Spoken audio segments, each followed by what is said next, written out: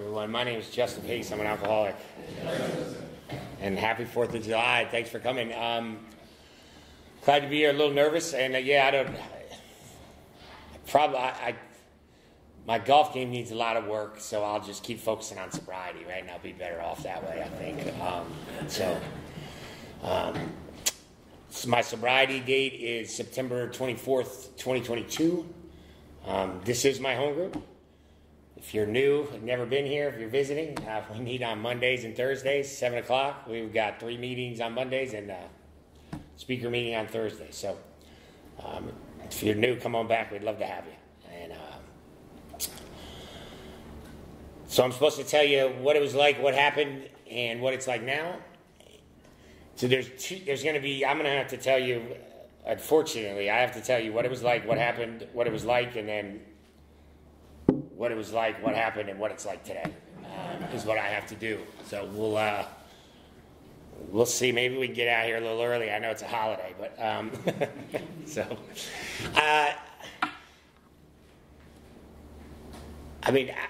Alcoholics Anonymous has saved my life a couple times, and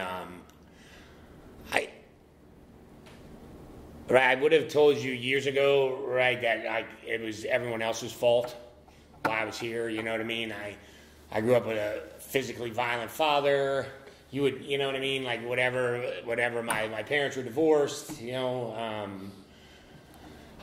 whatever it was, I would have told you like that's why I drank. Right, or you would drink if you had the life that I had, type of thing. That's not the case today, right? I drank essentially because I liked the way it made me feel, right? There was always something missing inside me. I grew up. I grew up in Connecticut. I come from I'm Irish Catholic family. My mom has 8 brothers and sisters. So if you believe alcoholism is hereditary, right? My mom's got 8 brothers and sisters. They're all in AA. My father died of alcoholism. My grandfather died of alcoholism. So if you believe that it's hereditary, right? Like I didn't have a chance from the start. And I grew up. I don't know. It was very dysfunctional, but like the one that there was never a lack of love.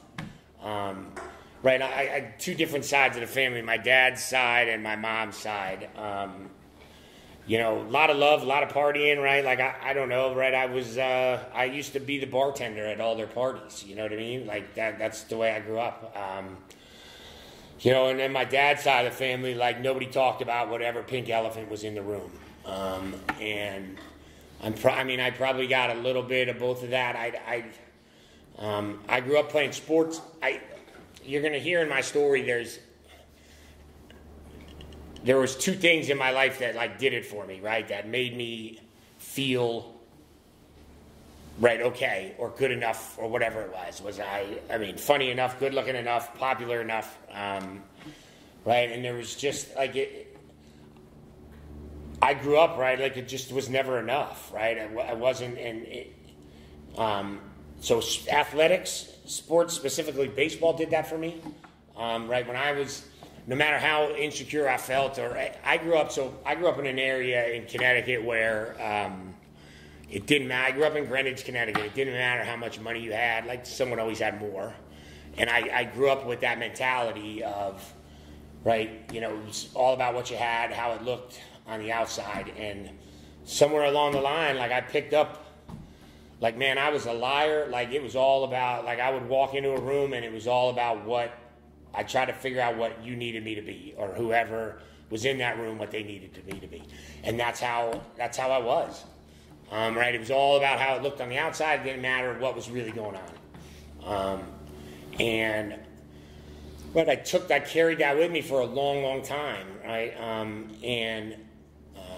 So that being said, I probably had my first. I probably should have, heeded this warning, but I think I probably had my first drink when I was around 12. There was one of my friends. It was a kid we knew that was having a big party. His parents were out of town, and I guess word got out, man. And my parents knew about it and told me that I couldn't go, and we snuck out anyway and went. And I got horribly, horribly drunk. I drank some Beefeater gin, and to this day, like I never drank gin again. to this day, if I smell like pine trees, and I don't know why, then we moved to the sandhills, like, oh, it is pine trees, right? But if I smell pine trees, like it brings me back to that spot. But anyway, my parents showed up at that party, and I ran. He had a doghouse outside, and I went and hid in the doghouse. And like that's my first drink. That's where I ended up, in the doghouse. Right, my dad came and dragged me out of that doghouse, or my stepdad came and dragged me out of that doghouse by my hair. So I don't know. I like that. That's kind of. I mean, that's to be funny, but I didn't get that warm fuzzy feeling. Like it was just what it was. And then I don't know. Right, at some point in my drinking, I think I crossed the line. Athletic baseball kept me kind of straight and narrow for a lot of years. Right, I was fortunate enough to. I played baseball in high school, college, played a little bit of professional baseball after college, and I'd like you to think I was the second coming of Babe Ruth, but you can look at my baseball reference page and figure out why my baseball career ended, if you want to. But anyway, that was a great time in my life, and I don't. But what that was, right? So my identity was always tied up in like outside stuff, right? So baseball, excuse me, like that's what I was supposed to do, right? Like that's what I was born and raised to do. While I was doing that, like I think I drank I don't think I drank any more than anyone else did in high school, on the weekends and things like that, right? I was very focused on athletics, and so. When my baseball, so I was, I don't know, how old was I? I was, when I graduated college, I was probably 25 when that ended. And I remember, that's what I was, right? That's what I was supposed to be, right? So it was probably one of the lowest points in my life, right? Because I had failed. I remember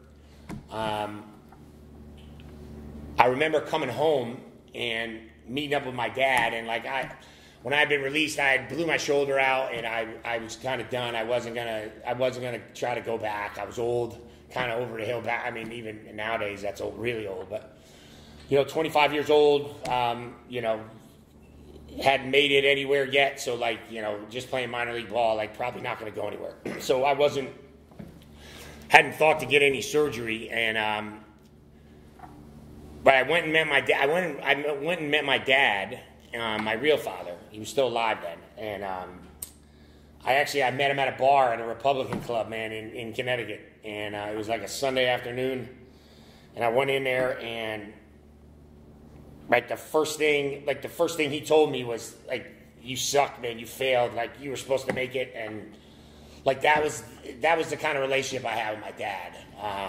Right, and I carried that around for a lot of years, right, and blamed a lot of my life on things like that. So, but right, that's when I started cycling down, because I had no idea who I was, right, what I was supposed to do. I had failed, and what's going to happen, and that's when. So the second thing I found that made me feel like I felt when I was on the baseball field was alcohol again, and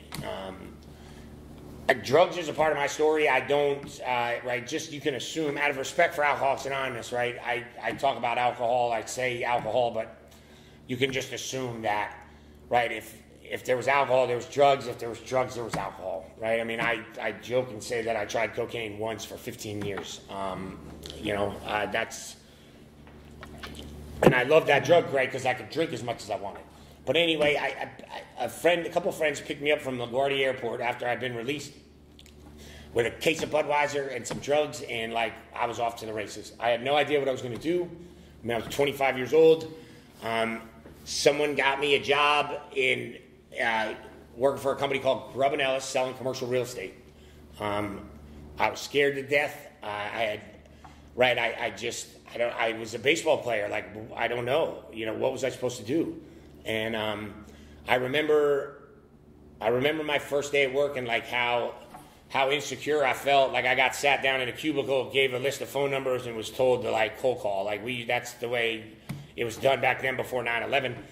And right, it was sales, and it didn't matter as long as you were successful, you could do whatever you wanted, man. And I found, man, I hooked up with a crowd of people that was, you know, I mean, if I made $100,000 a year, I'd spend 200, right? Like that's the type of people I hung out with, and it was off to the races. And I mean, I didn't last long. Like it was a pretty severe, you know, a pretty severe.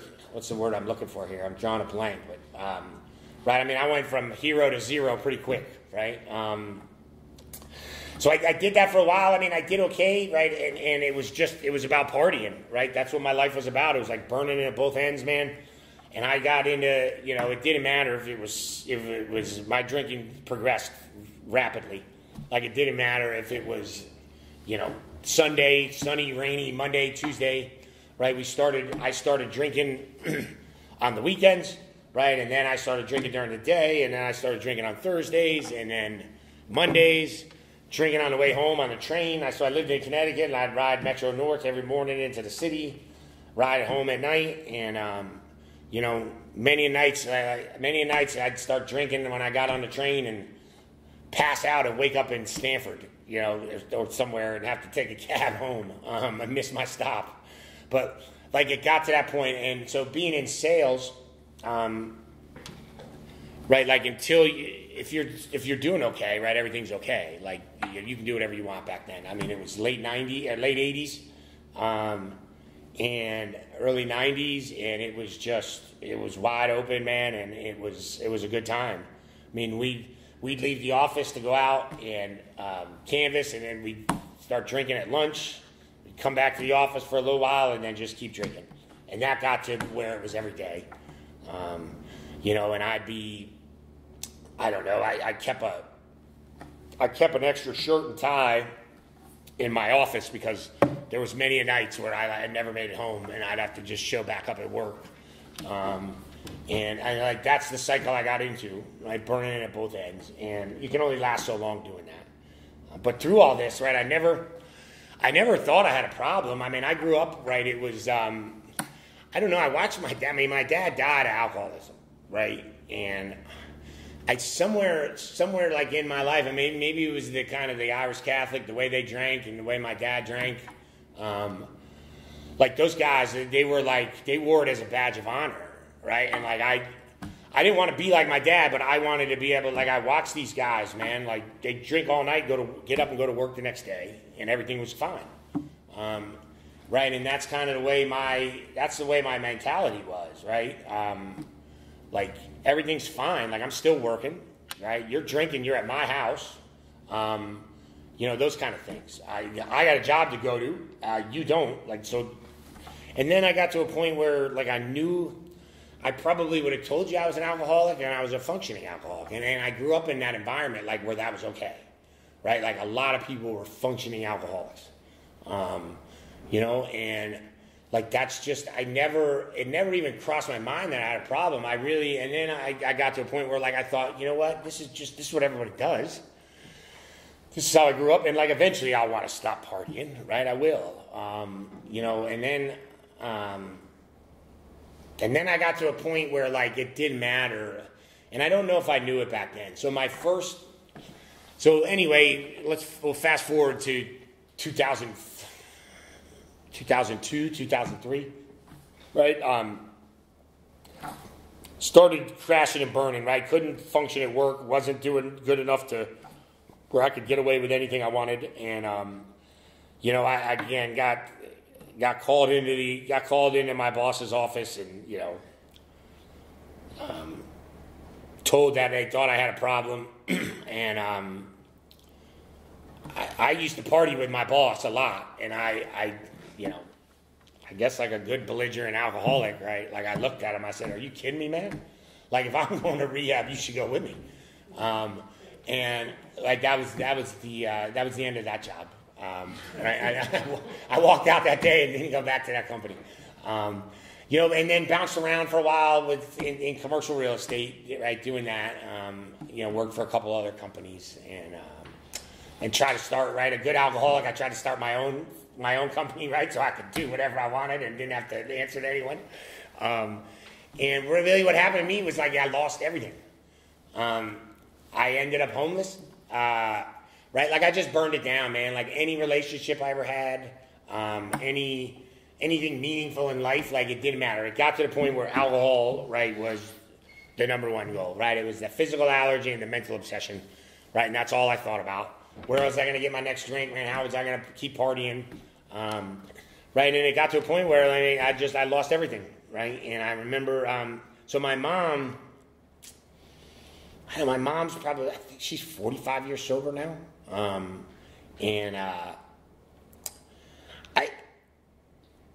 I remember I called her. I was in South Carolina because my parents had moved to South Carolina when I was in high school from Connecticut. And I was in South Carolina visiting some friends. I think they were living in Georgia at the time. They were getting ready to move to North Carolina. And I called my mom and I said, I need some help. I said, I need you. Can you come get me? Like, I need to get out of where I'm at. And my mom's a good AA and a good Al-Anon, and she had stopped enabling me years ago, right? And told me, she told me to go to an AA meeting and hung up on me. So, thankfully, one of her brothers, I called one of her brothers.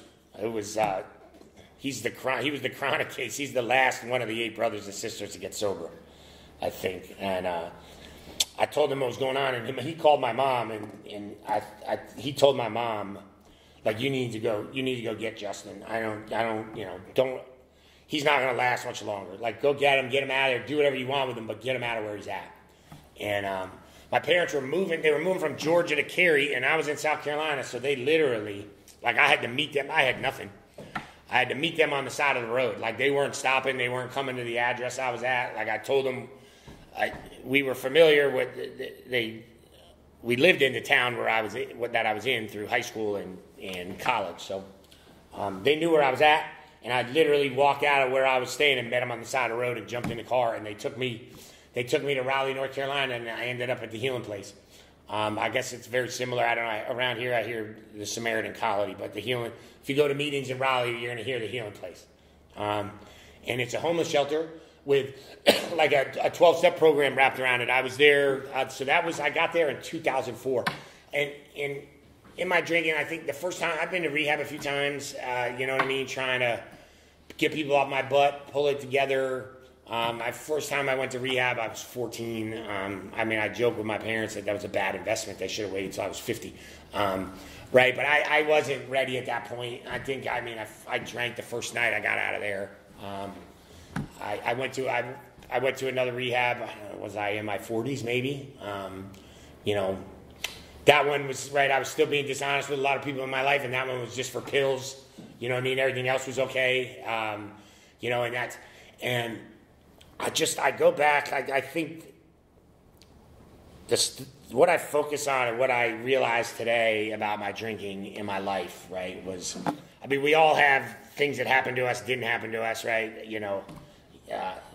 It's not about, right, if my life's worse than someone's, that's not what it's about. It's about, like, the wreckage that I caused, the relationships, the dignity that I stole from people, right? Like, I didn't have relationships. I took hostages, right, because I would not, right, the type of person I was I would figure out what I needed to do so you would like me, and then once I had my hooks in you, right, and you found out who I really was, right, in my disease, in my alcoholism, it was too late, right, or you'd stick around for a while. And I used to say, like, I want someone to love me for who I am, like me for who I am, but I would never let anyone know who I really was, right? So anyway, ended up at a homeless shelter, and burned everything down in my life. Any relationship that I had, was incapable of holding a job, and still at that point, like, thought that I didn't belong in that homeless shelter, that I was, right, probably better than some of the people in there. Like, I hadn't gotten that bad. And that's definitely not the case. Right, at the end of my drinking, right, I was running around with a pretty shady crowd, and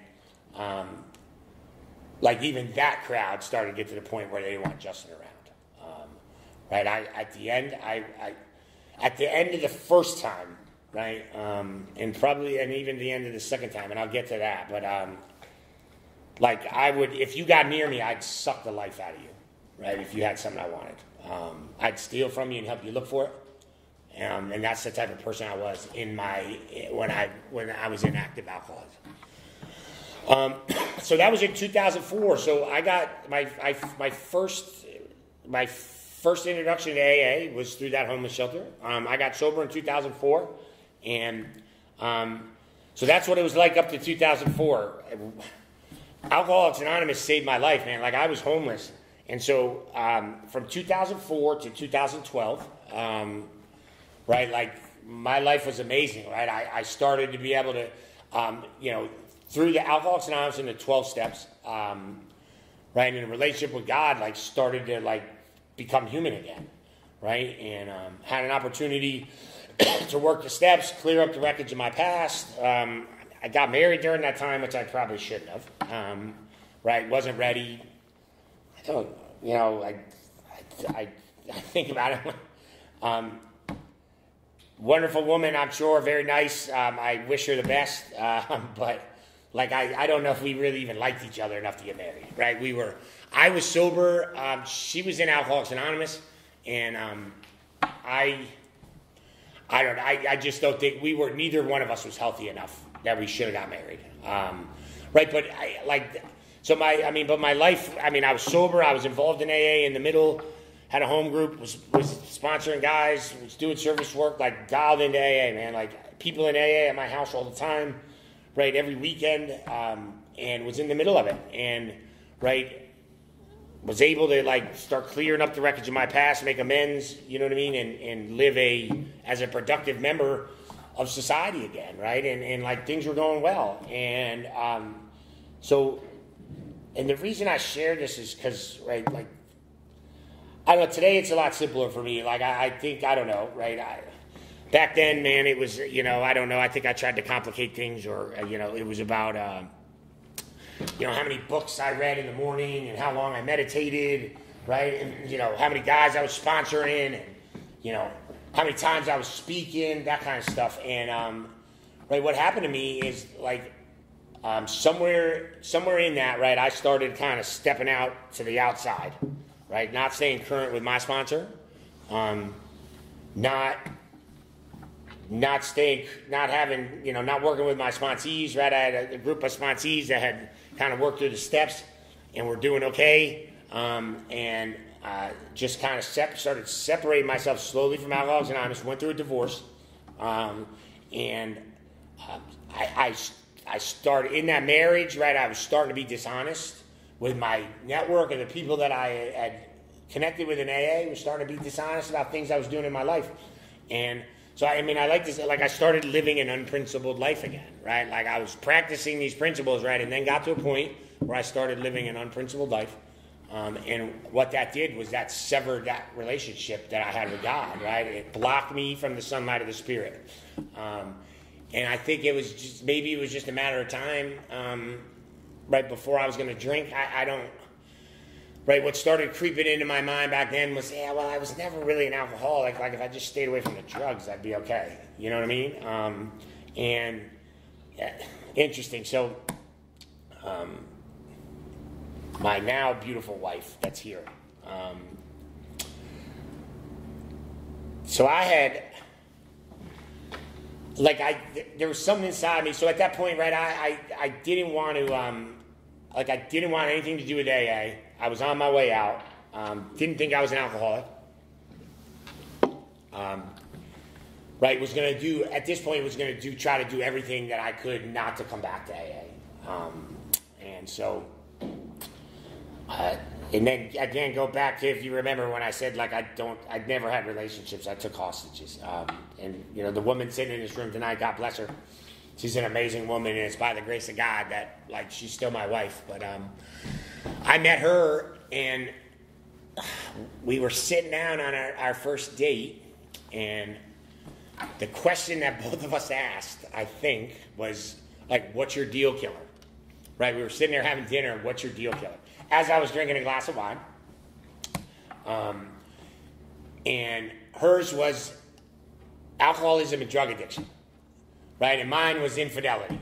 Because I had some issues with my first wife. So, And I looked her right in the eye, and I said, well, you ain't got to worry about that with me.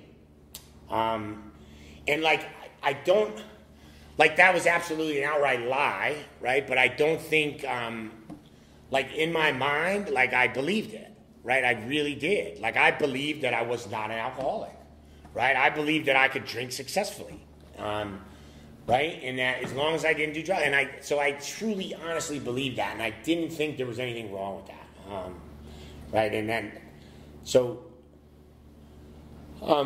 you know, unfortunately for her, right, like, we got into a relationship, right? I asked her to marry me, and then, like, I never told her about the homeless shelter, never told her about Alcoholics Anonymous, nothing. Told her, this is what I told her, man. This is how, like, full of BS I am. I told her, and because I knew this was going to happen, I said, I'm telling you, just, my family's going to tell you I'm an alcoholic.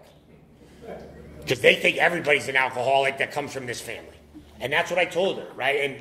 And lo and behold, that's what happened, right? Like, everybody started telling her that because everyone in my family knew that I was drinking again. And I said, I told you. See, they're crazy. Like, and I mean, listen, you know, I think it was, right? When you're new in a relationship, right? It's like you give people the benefit of the doubt, right? Like, you look past the fact that they don't roll the toothpaste up and they just crumple it up. You look past the fact that their family might say they're an alcoholic, and you go, well, you don't drink that much. I don't think you're an alcoholic. Okay, good. Neither do I. So let's not pay attention to them. And then, I don't know, right before we were about to get married, and I'm going to get sober here again real quick. Right before we were, so I stayed out for 10 years. I relapsed in 2012, and I stayed out for 10 years. And for 10 years, like, I tried not to come back to Alcoholics Anonymous. I wanted to be that guy in the big book that you took your hats off to, right? I really did. Right before we got married, my sister ratted me out. Man, my sister sat down with my wife and told her everything. And I remember telling her, like, so we put the wedding on hold, and I remember telling her, like, I think I said this. Maybe I'm just convincing myself that I did because I want to believe I was a halfway decent guy. But, like, I wouldn't marry me. Like, run now. I don't know. Did I say that? Yes, I did. I said, just cut bait now and get the hell out of here. And again, I mean, by the grace of God, right, in Alcoholics Anonymous, like, that didn't happen because I have a beautiful wife. I have 3 wonderful stepdaughters. I have an amazing life, and I owe it all to Alcoholics Anonymous. But that woman, I mean, you know, fast forward 3 or 4 years, right, we ended up getting married. I remember one of the things that I really wanted, like, when I first marriage, it was an AA wedding, right, so it was sobriety, there was no alcohol there. And I always had this, like, dream that, like, I would just get really drunk at my wedding and like, have a great time and be a party. And so my second wedding, right, we had alcohol. There was not many people from AA there, right, because I was out of AA for a while. But it was family and friends, and my family was, but I had to walk around. I walked around with a coffee mug, and I had to go up to the bar and have them pour a beer in the coffee mug because I didn't want anyone to know I was drinking. Like, what a horror! Like, I'm 45 years old. Like, if I want to drink, I should drink. I can drink, but, like, that's the way it was, man. My life was just, it was a lie. It was like whatever I needed anyone else to try to believe. And we did have it was a good party, though, I thought. I mean, it was good. We had fun. You know, but anyway, and then, right, like, so I joke around. I don't know. This is kind of an old school crowd, so it's a bunch of guzzlers, right, in here. Maybe, I don't know. I'm sure some of y'all did some drugs, but, geez, I just lost my train of thought, darn. Anyway, it was got to be funny, whatever I was going to say. But we ended up, I mean, so it just progressively got worse, right? So what I was going to say is, like, you can only hide a crackhead for, like, a year or two, right? Like, that's it. Like, a good hardcore drug addict, like, you can only hide for a while, right? Alcohol. And, like, at some point, you know, I mean, you know, my wife stopped drinking, and because she's not one of us. And, you know, then I got to talking to, like, after we got married, well, you need to stop drinking, you're drinking too much. And I was like, see, here we go. Like, everyone does that. Like, you didn't think I drank too much before when we first met. Now I drink too much. Like, okay, well, I'll stop drinking because I don't really care. You know what I mean? Like, I did not want to, like, be an alcoholic because I knew that was the deal killer. And even though she knew everything, you know, like, so, I'd try to stop drinking and couldn't, and then, more drugs, rehab one time. I have 2 fake knees, right? So milked those and was on, right before I got those done, was in a lot of pain and had a good run of prescription drugs, right? This was, I think, a little bit, I don't know what's going on. When did I get my first one done? I was 40, so over 10 years ago. Right, but before that, right, I mean, they were giving out pain pills like candy. You know what I mean? So, like, I don't, you know what I mean? I was in a pain management program, and had plenty. And, right, definitely had a hard time with that. Like, that was something that I needed to get off of. And then went to rehab and got off those, got my knees done, and have thankfully not been able to not have to worry about that anymore. Because of Alcoholics Anonymous too. But so anyway, fast forward, I don't know, 2003.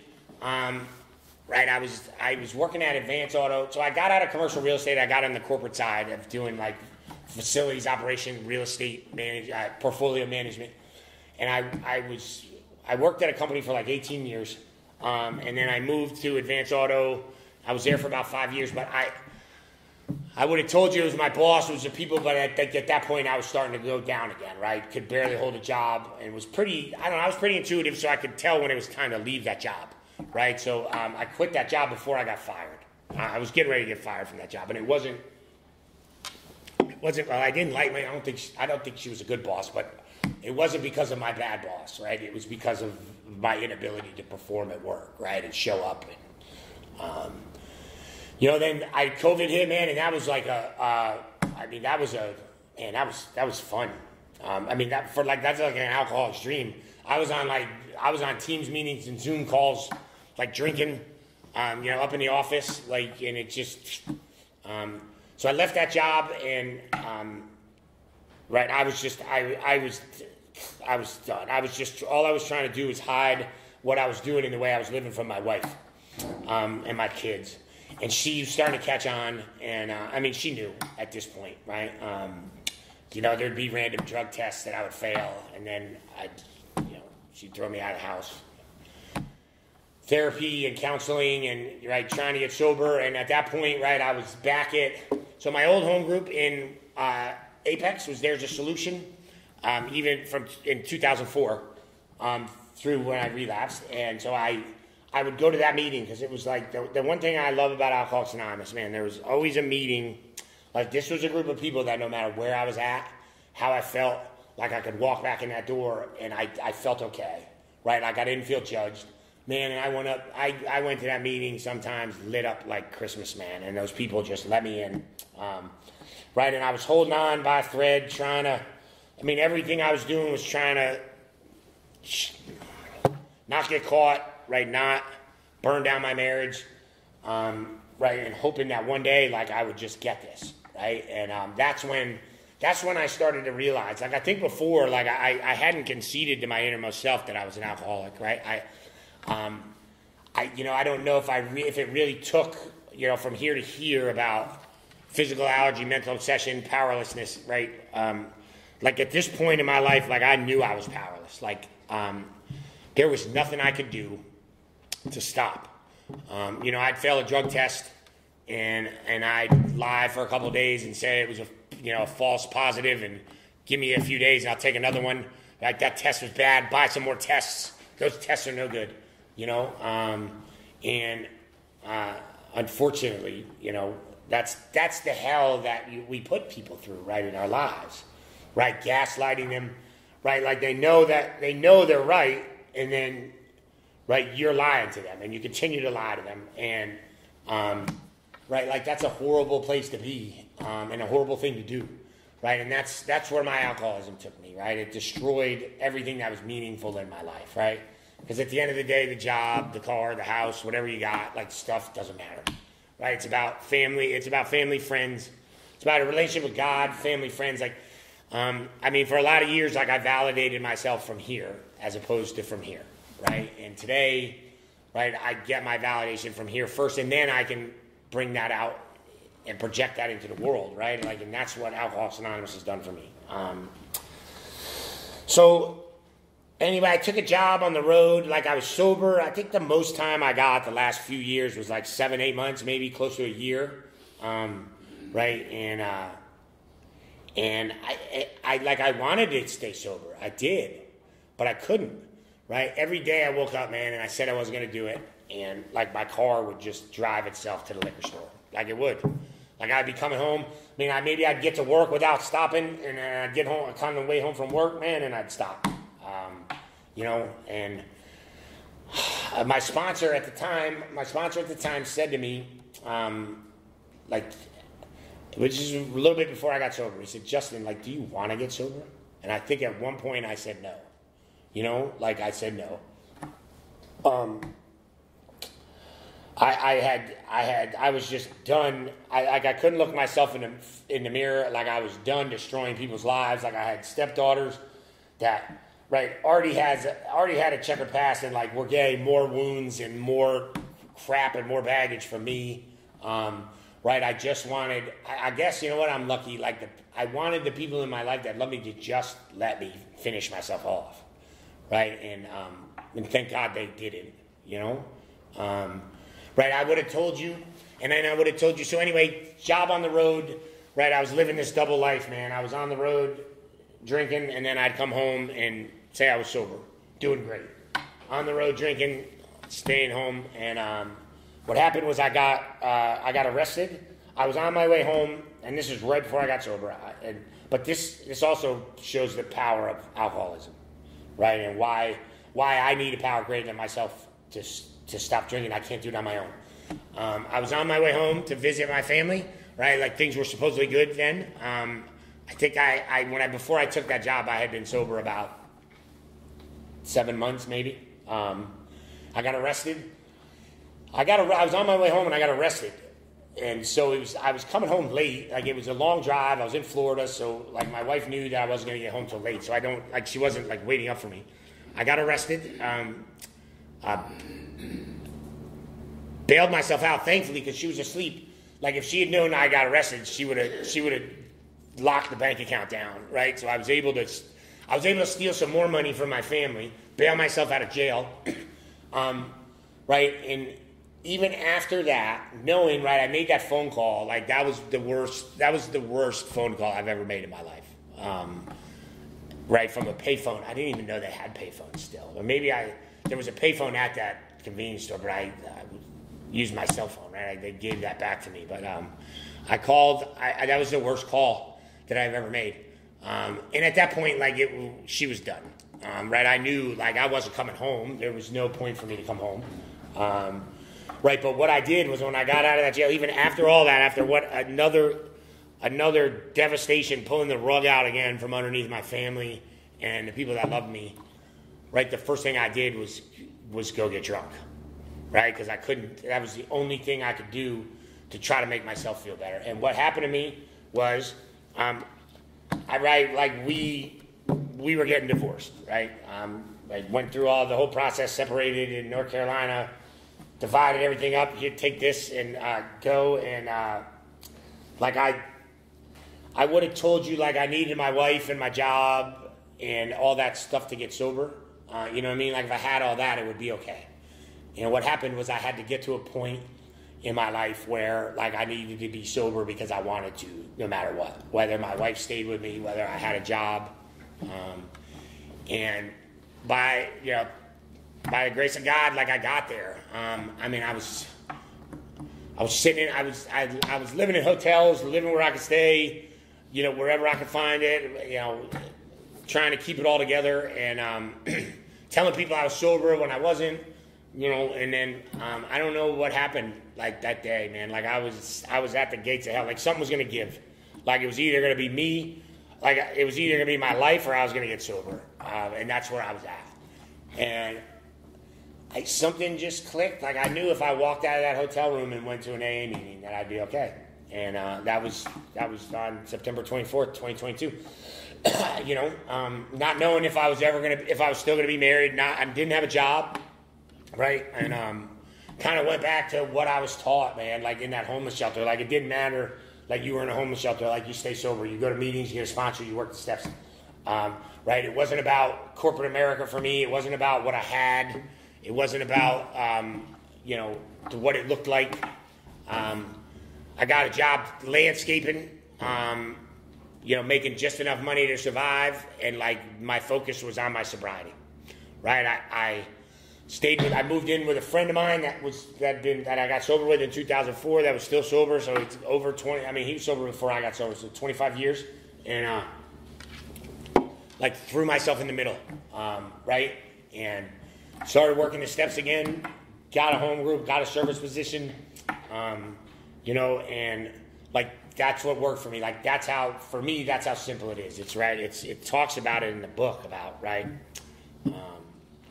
Right. I wake up every day and I ask God's power to keep me sober, and right, I ask him to direct my thinking, right? Divorcing it from selfishness, dishonesty, fear, anger, resentment, worry, right? And then give me the strength to go do your will and be of service to you and my fellows, and go out there and try to be a better person. It also talks, and I was going to bring that book up, but I think it's page 63.